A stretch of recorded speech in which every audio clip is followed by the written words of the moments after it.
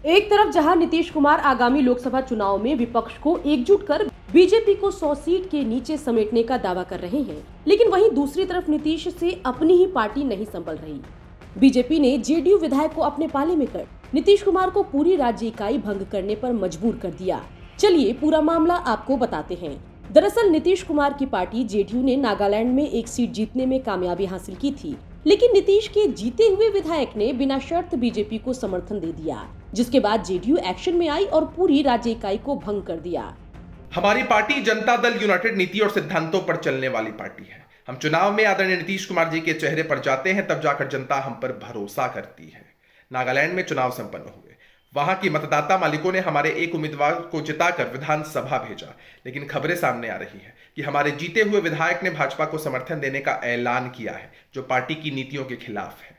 इस बाबत राष्ट्रीय नेतृत्व ने यह फैसला लिया है कि नागालैंड की प्रदेश इकाई को भंग किया जाता है। आदरणीय नीतीश कुमार जी ने बिहार में महागठबंधन का स्वरूप तैयार किया है और देश में कैसे विपक्षी एकजुटता कैसे सुनिश्चित हो, इसके लिए प्रयासरत हैं। ऐसी स्थिति में ऐसी चीजों का कोई स्थान नहीं। घटना के बाद देखा आपने कैसे जेडीयू प्रवक्ता का दर्द छलका, वहीं घटना के बाद बीजेपी प्रवक्ता उत्साहित दिखे। नागालैंड विधानसभा चुनाव में जेडीयू बड़े ही उत्साहित तरीके से चुनाव प्रचार में भाग लेने गई थी और चुनाव मैदान में उन्होंने उम्मीदवार उतारा।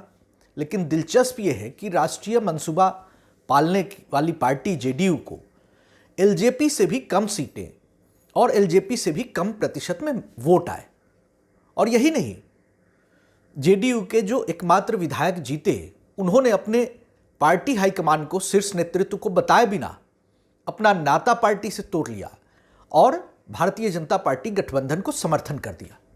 इससे तो साफ है कि नीतीश जी के पॉकेट की पार्टी अब नागालैंड में उसका कोई वजूद नहीं, पार्टी एग्जिस्ट ही नहीं करती है। दूसरी बात कि नीतीश कुमार जी जो यू टर्न और कितने यू टर्न के बाद एक राष्ट्रीय स्तर पर अपनी क्रेडिबिलिटी स्थापित करना चाहते थे, उसको भी नागालैंड के उनके एक विधायक ने धता बता दिया, चैलेंज कर दिया। वहीं पूरे मामले पर चिराग पासवान की पार्टी ने भी जेडीयू के जले पर नमक छिड़का। बता दें, एलजेपीआर को भी नागालैंड में 2 सीट मिली है और उसका प्रदर्शन जेडीयू से बेहतर रहा। हिंदी में कहावत है, जैसा राजा वैसी प्रजा।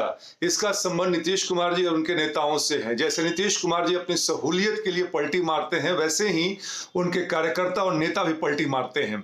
नागालैंड जदयू इकाई को भंग कर दिया गया है, कारण कि बड़ी मुश्किल से 1 सीट पे जीते थे और एकमात्र विधायक ने भी बीजेपी को बिना शर्त समर्थन दे दिया है। अब नीतीश कुमार जी आग बबूला होकर पूरी इकाई का वहीं भंग कर दिया गया।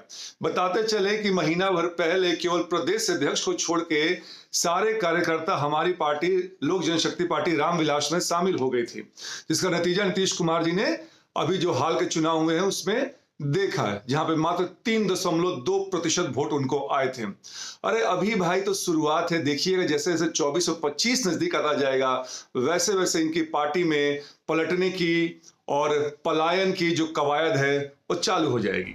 बता दें कि बिहार के बाहर पांव पसारकर जेडीयू राष्ट्रीय पार्टी का दर्जा हासिल करना चाहती है, लेकिन नीतीश की राष्ट्रीय पार्टी बनने की उम्मीदों को तब झटका लगा जब नागालैंड में एकमात्र जेडीयू के जीते हुए विधायक ने बिना शर्त बीजेपी गठबंधन वाली सरकार को समर्थन दे दिया।